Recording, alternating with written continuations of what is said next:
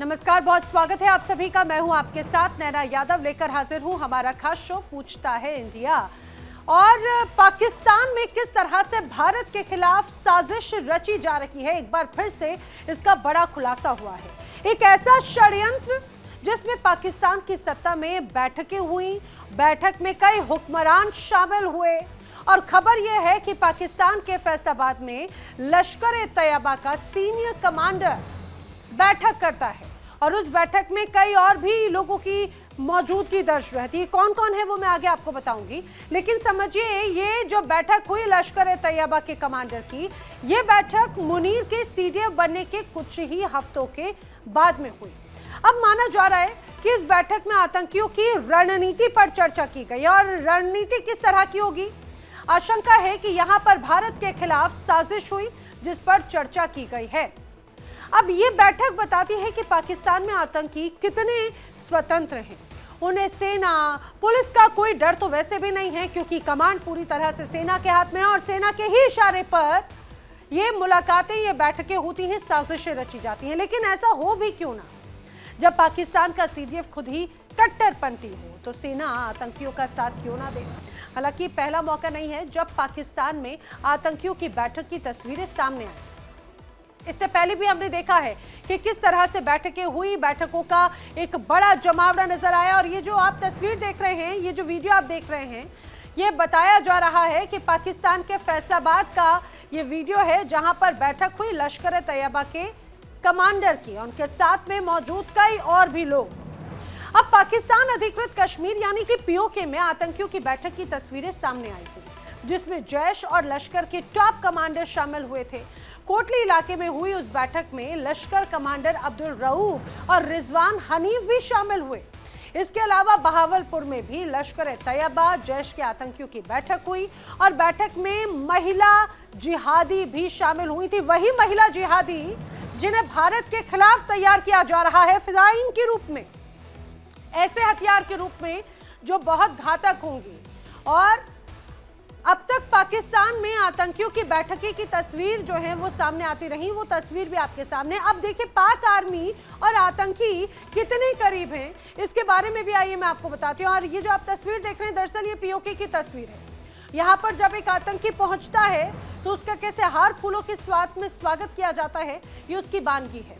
अब रावलपिंडी में पाकिस्तान आर्मी के हेडक्वार्टर के पास ही लश्कर-ए-तैयबा का ट्रेनिंग सेंटर तैयार किया गया है और ये सेंटर पाकिस्तानी आर्मी हेडक्वार्टर से मात्र 5 किलोमीटर की दूरी पर मौजूद है। इस सेंटर का नाम मरकज अल कुद्स रखा गया है और खबरों की माने तो आतंकी हाफिज अब्दुल रऊफ भी इस साइट का दौरा कर चुका है और इस सेंटर को ऊपर से कम्युनिटी सेंटर के तौर पर बनाया जा रहा है, जबकि यहाँ पर आतंकियों के लिए ट्रेनिंग का इंतजाम होता है। और जैसा कि हम सभी जानते हैं कि मरकज के आड़ में किस तरह से लश्कर-ए-तैयबा, जैश-ए-मोहम्मद आतंकियों को ट्रेन करते हैं, माइंड वॉश करते हैं, भारत के खिलाफ ये हथियार तैयार करते हैं। और ये जो तस्वीरें सामने आई वो बड़ी तस्दीक करती है कि पाकिस्तान में सेना और आतंकियों के बीच में गहरा रिश्ता कितना ज्यादा है, कितना प्रगाढ़ है। और यही तस्वीरें एक बार फिर से ये स्पष्ट कर देती हैं कि पाकिस्तान बाज नहीं आने वाला। एक बार फिर भारत के खिलाफ रणनीति तैयार कर रहा है और ये बखूबी जानता है। जब जब उसने भारत के खिलाफ रणनीति तैयार की और भारत के खिलाफ जहर उगलने की कोशिश की, वो औंधे मुंह गिरा है और अभी भी वही होगा। ऐसे में बड़े सवाल, आइए आपको बताती हूँ, क्या आतंकियों की बैठक से आतंकी सरकार गठजोड़ साबित नहीं होता? सवाल एक और, क्या पाकिस्तान सरकार आतंकियों के खिलाफ कोई कार्रवाई करेगी? सवाल ये भी, क्या अभी भी पाकिस्तान आतंकियों की मौजूदगी से इनकार करेगा? ये वो तमाम सवाल हैं जो लोगों के जहन में इन तस्वीरों को बार बार देखकर खड़े होते हैं। करेंगे चर्चा खास मेहमानों का पैनल जो मेरे साथ में कनेक्ट हो रहा है। आइए मैं सबसे पहले आपको उनसे मिलवा देती हूँ। रक्षा विशेषज्ञ retired major doctor Ali Shah मेरे साथ में कनेक्टेड हैं। विदेश मामलों की जानकार डॉक्टर शुभदा चौधरी मेरे साथ में कनेक्टेड हैं। विदेश मामलों की जानकार निपुण आलम बायन जी भी मेरे साथ में जल्द ही जुड़ रहे हैं। पाकिस्तान से पत्रकार मोहम्मद बिलाल शफीक भी मेरे साथ में कनेक्टेड हैं। पाकिस्तान से ही एक और पत्रकार मोहसिन रजा खान भी मेरे साथ में यहाँ पे इस दौरान कनेक्ट होते हुए नजर आते हैं। आप सभी मेहमानों का बहुत बहुत स्वागत है। मैं सबसे पहले मोहसिन रजा खान आपसे शुरुआत करना चाह रही हूँ।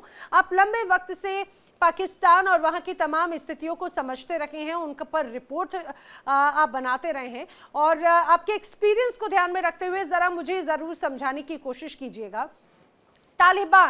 तालिबान को पाला पोसा बढ़ाया, और खुद इसमें ये किसी से छिपा नहीं है, ये सभी जानते हैं तालिबान, और अब वही तालिबान पाकिस्तान के लिए कहीं ना कहीं गले की फांस बन चुका है। लेकिन उससे भी सबक ना लेते हुए एक एक करके कई इस तरह के संगठनों का बड़ा विस्तार, चाहे बात जैश ए मोहम्मद हो, लश्कर ए तैयबा हो, उनके इस तरह के तमाम और ऐसे अलग अलग प्रॉक्सीज हैं, वो पाकिस्तान में मौजूद हैं। क्या पिछली सीख से भी, पिछली तकलीफों से भी कुछ सीखा नहीं है क्या पाकिस्तान ने? हमेशा ऐसी हरकतों से खुद ही उसके लिए दिक्कत पैदा होती है। बहुत शुक्रिया, आपने इस अहम मौजू पे मुझे यहाँ पे बुलाया। ये जो बातें आप कर रही हैं, ये आपका नुक्ता नजर है, और इसके बारे में मैं इसे इख्तिलाफ करूं या इत्तेफाक करूं, ये कि इंडियन नैरेटिव है लश्कर तैयबा के बारे में और जैश ए मोहम्मद के बारे में और इस तरह की दूसरी तंजीमों के बारे में। लेकिन आपके लिहाज से जैश ए मोहम्मद और लश्कर ए तैयबा क्या है? अभी लश्कर ए तैयबा और जैश ए मोहम्मद का कोई वजूद नहीं है। ये मरकजी मुस्लिम जैश ए मोहम्मद का वजूद नहीं, आप ये कह रहे हैं? जी। हाफिज सईद कहां पर है? मसूद अजहर कहां पर है? हाफिज सईद हाउस अरेस्ट है लाहौर में। हाफिज सईद लाहौर में हाउस अरेस्ट है, लेकिन उनके हाउस अरेस्ट होने के बावजूद हाफिज रऊद कहां पर है? हाफिज सईद का बेटा कहां पर है जो इस लीगेसी को आगे बढ़ा रहा है? ये बैठकें नाक के नीचे होती हैं, मरकज वहां पर तैयार होते हैं, और आप कहते हैं कि इनका कोई वजूद नहीं है पाकिस्तान में। मैं जानती हूं आपकी अपनी मजबूरियां होंगी रजा खान साहब। मेरी कोई मजबूरी नहीं है। मुझे ये पता है कि फैसलाबाद में मरकजी मुस्लिम लीग का कन्वेंशन हुआ है, वहाँ पे यूनियन कौंसिल की सतह के उनके इलेक्शन हुए हैं। अगर आप उसको लश्कर तैयबा का नाम देना चाहे तो आपकी मर्जी है, लेकिन ऐसी कोई बात नहीं है। आप वैसे ही इंडिया में बैठ के हाफिज सईद के खौफ में मुबतला है। अब आपको इस डर और खौफ से निकल जाना चाहिए। हाफिज सईद जो है वो हाउस अरेस्ट है, और लश्कर तैयबा को भी कोई कार्रवाई करने की इजाजत नहीं है। ये मरकजी मुस्लिम लीग का लाहौर में इजलास है। ये बात ठीक है कि मरकजी मुस्लिम लीग में उनके नजरिए के लोग शामिल हैं, लेकिन लश्कर तैयबा और मरकजी मुस्लिम लीग में आपको फर्क करना चाहिए। एक सियासी जमात है और एक तंजीम जो है कश्मीर में जहाद कर रही थी, तो दोनों में काफी फर्क है। ठीक है, लेकिन ये बड़ी हैरान करने वाली बात है, आपके लिहाज से अभी भी लश्कर ए तैयबा, जैश ए मोहम्मद आपके लिए आतंकी संगठन नहीं है। आपके लिए अभी भी हाफिज सईद या मसूद अजहर जैसे लोग आतंकी नहीं हैं। मेरे साथ में यहाँ पर अब अली शाह भी कनेक्टेड हैं। अली शाह, नाक के नीचे, पाकिस्तान की सेना के नाक के नीचे या हेडक्वार्टर के नजदीक इस तरह के तमाम बैठकें हो जाती हैं मरकज के रूप में। यहाँ पर हम देखते हैं किस रूप से फिदाइन तैयार किए जाते हैं। हाल ही में जो मुंबई ब्लास्ट से लेकर अभी दिल्ली ब्लास्ट की तमाम जो बड़ी तस्वीरें, उसमें पूरी एक तरह से उसका वो स्टैब्लिश होता है, लेकिन उससे भी कोई सबक नहीं लेते। तो क्या उससे ये स्पष्ट नहीं हो जाता कि जिस रूप में आतंकी यहाँ पर पलते पोसते हैं, उसमें पाकिस्तान की सेना का, वहां के प्रशासन का, सरकार का पूरी तरह से फ्री होल्ड और उनके सर के ऊपर हाथ है? नैना जी, आपने बहुत सही बात करी है। देखिए, मैं कोई एग्जांपल देता हूं ताकि हर कोई हमारे दर्शक समझ लें, और हमारे पाकिस्तानी गेस्ट को आदाब, और पूरे सम्मान से मैं ये कह रहा हूं। देखिए, आप समझने की बात है कि अगर कोई बीमार है, उसको इलाज करवाना है, ठीक होना है, तो पहले उसको कबूलना पड़ेगा ना कि उसको बीमारी है, उसको तकलीफ है, उसका इलाज कराना है, वो ठीक होना है उसको। या तो वो बोलेगा नहीं, कोई बीमारी है ही नहीं, मैं बिल्कुल शेपवान हूं, मैं बिल्कुल फिट हूं, कोई प्रॉब्लम है ही नहीं मेरे को। देखिए, अभी सऊदी अरेबिया में कितने लोग वापस गए हैं भीख मांगने के चक्कर में, बेगर्स। और ये मैं नहीं कह रहा हूं, ये खबर है। ये अंतरराष्ट्रीय खबर है।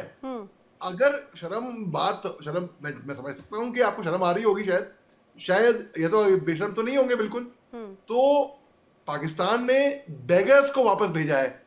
हमारी हिंदुस्तान में पिक्चर रिलीज हुई धुरंधर, पाकिस्तान में मच गई हलचल कि भाई हमको एक्सपोज कर रहे हैं, ये हो रहा है वो हो रहा है। तो ऐसा क्यों होता है कि जब भी हिंदुस्तान में कुछ होता है पाकिस्तानियों को मिर्ची लगती है?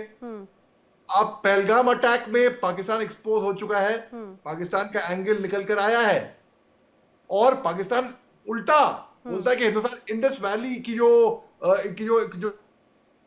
सिंधु नदी है उसकी ट्रीटी वायलेट करेगा, ऐसा बोल रहे हैं पाकिस्तान, इल्जाम लगा रहे हैं हमारे पे। तो देखिए, अगर पाकिस्तान से की सरकार जो है, सरकार मतलब जो मिलिट्री है, बेसिकली मिलिट्री सरकार है, क्योंकि कुछ देश होते हैं जहां पे मिलिट्री होती है, लेकिन पाकिस्तान में तो मिलिट्री है जहां पर देश है। तो अगर वो समझ लें इस बात को कि अगर हाँ भैया हमारी देश जनता को प्रॉब्लम है, क्योंकि हमारे जो डिसीजंस हैं, हमारे जो निर्णय हैं, हमने जो फैसला किए हैं वो इनके पक्ष में नहीं जा रहे हैं, तो तभी इलाज हो सकता है भैया। लेकिन आप बोले मौलाना मसूद अजहर और हाफिज सईद का कोई वजूद ही नहीं है पाकिस्तान में। उसामा बिन लादेन कहां पर पाया गया? उसामा बिन लादेन पाया गया पाकिस्तान के अंदर। उनका बस चले तो वो पेटलाबाद या बाकी ऐसे तमाम इलाकों को भी वो पाकिस्तान का हिस्सा ही नहीं बताएंगे, जहां जहां पर उनकी मौजूदगी रहेगी एबटाबाद की। बिल्कुल बिल्कुल, उसामा बिन लादेन पाकिस्तान के अंदर पाया गया और ये कहते हैं हमारा इंटेलिजेंस फेलियर था। आपको अच्छा, अगर आप इंटेलिजेंस फेलियर बोलेंगे तो आप तो ये भी नहीं बोलेंगे कि आपके जो फौजी हैं वर्दियों में ये आतंकियों के जनाजे पे आए थे। ऑफ सिंदूर के टाइम पे हमने 9 आतंकी ठिकानों को ध्वस्त किया था मौलाना मसूद अजहर के। आप तो ये भी कहेंगे कि 99 में हमारे फौजी जो सरहद पार करके चोरी छुपे आए थे, जो सिविल ड्रेस में आए थे, फौजी बकायदा सर्विंग फौजी, वो हमारे फौजी नहीं थे, क्योंकि आप लोगों ने, आपके मुल्क ने तो डेड बॉडीज भी इनकार कर ली। मतलब उनको अगर शर्म होती, हिंदुस्तान के फौजियों ने उनको दफनाया भैया, हमारे रिलीजियस टीचर्स ने उनको दफनाया, कलमा पढ़ा वहां पर, उनको दफना के। शर्म होती तो आप ये नहीं कहते साहब। अगर शर्म होती तो आप चीन को, आप ये स्थिति आ गई है पाकिस्तान में कि पाकिस्तान को गधे बेचने लग रहे हैं। अरे वो बाघ बेच रहे हैं चीन को गधों के माफिक। जब जाफर एक्सप्रेस पे हमला हुआ होता है ना, तो जब बीएलए ने हमला किया तो आप लोगों के कितने फौजी वहां पे मारे गए और गधों पे लाद कर आप लोग ले गए। आप कहते हैं कि आपकी बस 9 कैजुअल्टी हुई। ऑफ सिंदूर के बाद जब आपका नेशनल डे आया 14 अगस्त को, 130 something gallantry awards post humus वो भी। तो मतलब झूठ पकड़ा नहीं गया यहाँ पर।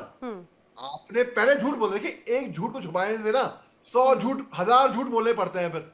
तो आप पहली बात तो ये है, आप झूठ बोले ही नहीं। अभी आप साफ बोल रहे हैं मौलाना मसूद अजहर की और हाफिज सईद की तो कोई आइडेंटिटी है नहीं। अरे मैं अभी रील निकाल लेता हूं, आपके ही पाकिस्तानी पत्रकार ने, नैना जी थी प्रोग्राम में, हाफिज सईद जी, मौलाना मसूद अजहर जी बोला है उनको। अगर वजूद नहीं होता तो वो जी नहीं बोलते।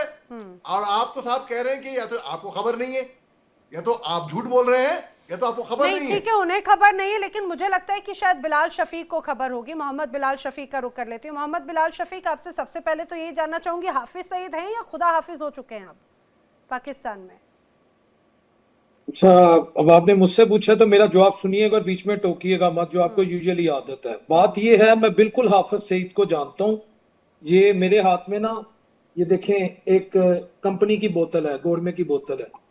मेरे पीछे एक दुकान है, यहाँ पर मैं सुबह मिनरल वाटर लेने जाता हूँ तो मेरी उससे दोस्ती है। मैं कहता हूँ आपका नाम, अब दोस्ती में बंदे का नाम पता लग जाता है। वो कहते हैं यार मेरा नाम हाफिज सईद है, ठीक है। अब उनका नाम है हाफिज सईद। अब अगर एक बेकरी में जो शख्स बेचारा ये बोतल बेच रहा है गोरमे की या किसी भी कंपनी की, और मुझे मिनरल वाटर दे रहा है ताकि मैं साफ पानी पीऊं, तो मेरे लिए तो मेरा वो मोहसिन है और मेरा वो दोस्त भी है।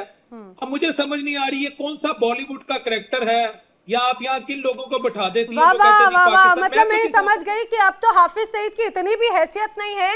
कुछ पत्रकार तो इसी चैनल पर आके उन्हें हाफिज सईद जी कहते हैं, और मुझे लगता है कि पानी आप शायद वो वाला पी रहे नहीं। अच्छा, अभी उसमें वक्त है, यूरोपीय यूनियन से बड़ा कर्जा लिया है 60 मिलियन यूरो का, पानी पाकिस्तान की आवाम की प्यास बुझाने के लिए। लेकिन बिलाल, मुझे तो ये बड़ी हैरानी हो रही है और मुझे अच्छा लगा कि आप आतंकी के खिलाफ स्टैंड करें। आपने अब आज के समय में हाफिज सईद की ये हैसियत है कि देखिए, एक तरफ एक पत्रकार कहते हैं कि भाई हाउस अरेस्ट है, घर में पाकिस्तान में है, और आप कहते हैं कौन हाफिज सईद। अच्छा लगा, कम से कम आप आतंक के खिलाफ आवाज उठाते हैं। मैं उस हाफिज सईद को नहीं जानता जिसकी आप बात करती हैं। मेरे पाकिस्तान में जितने हाफिज सईद हैं वो मेहनत करते हैं, मजदूरी करते हैं, वो बेचारे अपना रिस्क हलाल कमाते हैं, उनका दहशतगर्दी से कोई ताल्लुक नहीं है।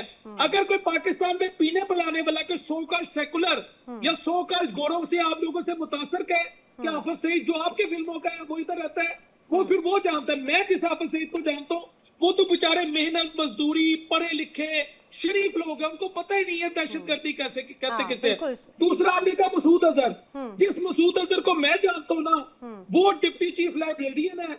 वो यूनिवर्सिटी में लोगों को जब लाइब्रेरी में जाते हैं ना, वहां में फैसिलिटेट करता है। ठीक है, मैं इन कैरेक्टर्स को नहीं जानता जिन कैरेक्टर्स की आप बात कर रहे हैं। जिन कैरेक्टर्स का मैंने नाम लिया मैं उन्हें जानता हूँ। अब आगे बात दहशतगर्दी की, अब बात सुने दहशतगर्दी की। ये कैरेक्टर, ये जो अब आपने ये मेजर अली शाह जो भी ये है, या फिर हंस रहा है, या ये फिल्में देख के बेचारा आ जाता है। असल दहशतगर्दी हुई है इंडिया। कॉमेडी बात करोगे तो आपकी भाषा में जवाब दे रहा हूँ ना मैं भाई। अगर आप सीरियस बात करोगे तो मैं भी कॉमेडी जाऊंगा। आप कॉमेडी बात करोगे तो हंसी नहीं आएगी क्या? आप हंसा रहे हो यार। आप कॉमेडी बात कर रहे हो, आप जोकरबंदी कर रहे हो, आप मस्करापन कर रहे हो, हंसी नहीं आएगी? अरे अगर मस्करा आपके सामने है तो हंसी नहीं आएगी क्या? अगर गंभीर आदमी आपके सामने है तो आप भी गंभीर जाओगे ना। आप मस्करापन वाली बात करते हो। आप कहते हो हाफिज सईद लाइब्रेरियन है। भैया हाफिज सईद लाइब्रेरियन है। आप दुनिया में किसी को पूछ लीजिए हाफिज सईद कौन है। हाफिज सईद लाइब्रेरियन है। बहुत पढ़ा लिखा आदमी है भैया, बहुत पढ़ा लिखा आदमी है। आप जिस हाफिज सईद की बात करें वो बॉलीवुड का कैरेक्टर है। ठीक है मोहम्मद बिलाल, आपको हर चीज एक स्क्रिप्ट नजर आती है, हर चीज एक फिल्म नजर आती है। आप शायद हाफिज सईद या मसूद अजहर को नहीं जानते, या ठीक है आपने उन मासूम लोगों का जिक्र किया जो पानी बेचता है। ठीक है, मैं बिल्कुल मानती हूँ, देखिए एक नाम के कई लोग होते हैं, लेकिन मैं उस हाफिज सईद की बात कर रही हूँ, उस मसूद अजहर की बात कर रही हूँ, उस जैश ए मोहम्मद की बात कर रही हूँ, उस लश्कर ए तैयबा की बात कर रही हूँ। अरे सुन लेना बिलाल, अरे सुन लीजिए, जिन्हें यूनाइटेड नेशन ने घोषित कर रखा है आतंकी, जिन्होंने ये स्पष्ट कहा है कि किस तरह से पाकिस्तान में लश्कर ए तैयबा और जैश ए मोहम्मद के ऐसे तमाम संगठन हैं और वो वहां पर बैठ के साजिशें रचते हैं। मैं आपको बता दूं, आप भले माने ना माने, आप मसूद अजहर जिस लाइब्रेरियन की बात करें, मैं उस मसूद अजहर की बात करती हूं जो जिसे यूएन ने 2019 में ग्लोबल टेररिस्ट घोषित किया है। सुनिए, भारत कई बड़े आतंकी हमलों में उससे पहले उसका नाम ले चुका है। 2001 में संसद हमला, 2016 का पठानकोट, 2019 का पुलवामी, ऐसे तमाम हमलों का मास्टरमाइंड। अरे सुन लो, आप मानोगे नहीं बिलाल, मैं बिल्कुल मान रही हूं। और आप जिस पानी को बार बार पी रहे हैं, मैं आपसे बोल रही हूँ जरा थोड़ा थोड़ा करके पानी पीजिएगा। पानी की बड़ी किल्लत है, पानी की वजह से नया कर्ज लेना पड़ रहा है पाकिस्तान सरकार को। जरा ठंड पाइए, अरे ठंड पाइए, ज्यादा प्यास लगेगी, ज्यादा पानी पिएंगे। मैं जल्दी से शुभदा जी का रुख करिए। शुभदा जी, वैसे एक्सपेक्टेड है, कभी पाकिस्तान ने आज तक कभी नहीं माना। यूएन जैसे मंच के माध्यम से, तमाम ऐसे अलग अलग अंतर्राष्ट्रीय मंचों से बार बार ऐसे जैश ए मोहम्मद या लश्कर ए तैयबा या इससे तमाम अलग अलग जो इनके संगठन या प्रॉक्सीज हैं, उसको आतंकी संगठन या आतंकी घोषित किया जा चुका है। और पाकिस्तान उन्हें नाक के नीचे रखता है, अपने हाथ के नीचे रखता है, अपनी पनाह देता है और एक सेफ अम्ब्रेला क्रिएट करके दिया जा रहा है। और उसी पाकिस्तान में फिर से बैठकें होती हैं। क्या ये स्पष्ट नहीं हो जाता कि आतंकी और सरकार का पाकिस्तान की उनका गठजोड़ है? ये स्पष्ट नहीं हो जाता कि जो बड़ी साजिशें होती हैं वो बिना इनकी शह के नहीं हो पाती? देखिए नैना जी, मुझे बुलाने के लिए शुक्रिया। पहला चीज तो ये है कि जो बिलाल साहब बात कर रहे हैं वो कहीं ना कहीं एलियासिस की बात कर रहे हैं, जो एक इंसान का नाम और एक्चुअली में उसकी रियल पहचान में डिफरेंस होता है। तो शायद वो उस चीज को बोलना चाह रहे हैं जो शायद नहीं आ पा रही है। लेकिन कुछ चीजें मैं बताना चाहूंगी। कोई भी यूनाइटेड नेशंस या अमेरिका किसी को टेररिस्ट घोषित करता है, कल हटा देता है, जैसे सीरिया में उन्होंने अहमद अल शर्रा के साथ किया। तो उसका कोई लाजमी कोई इंपॉर्टेंस तो इंटरनेशनल अफेयर्स में है ही नहीं, क्योंकि कल वो कब किसको फंड करें। हिलरी क्लिंटन ने 2011 में बोला कि अलकायदा हमने बनाया था, तो इसका कोई लॉजिक नहीं है। अब कुछ मुद्दों के ऊपर मैं आती हूँ। पहला मुद्दा है कि हाफिज सईद को छोड़ दीजिए, दो लोग बहुत इंपॉर्टेंट हैं जो इस मीटिंग में थे। पहले कारी यकूब शेख जो हाफिज सईद के बहुत क्लोज एड है, और दूसरी डेप्यूटी चीफ सैफुल्लाह कसूरी। ये दो इंसान जो थे ये इस क्लोज डोर मीटिंग में थे जो 18 दिसंबर को होती है। अब जगह ढूंढी गई फैसलाबाद। फैसलाबाद पाकिस्तान का तीसरा लार्जेस्ट सिटी है जहां पे माइग्रेंट्स, वर्कर्स, बिजनेसमैन, अब कराची में नहीं हुआ, इस्लामाबाद में नहीं हुआ, लाहौर में नहीं हुआ, क्योंकि वहां पे डिप्लोमेट्स हैं, जर्नलिस्ट हैं, फॉरेन इंटेलिजेंस है, तो फैसलाबाद में होता है। फैसलाबाद के साथ साइड बाय साइड सियालकोट में दूसरी मीटिंग उसी दिन होती है जो विमेन रिक्रूटमेंट के लिए होती है। विमेन रिक्रूटमेंट के लिए होती है। अब जहां तक बात रही फैसलाबाद में ये होने का मकसद क्या था, पहला, फैसलाबाद में आर्मी कंटोनमेंट्स हैं, आईएसआई के लॉजिस्टिकल ग्राउंड्स हैं, मिलिट्री के कंट्रोल्ड एरियाज हैं। एक तरीके से ये लश्कर तैयबा को ऑपरेशनल फ्रीडम देता है, एक इनविजिबिलिटी और विजिबिलिटी दोनों भी दे रहा है और एक ऑपरेशनल फ्रीडम भी देता है।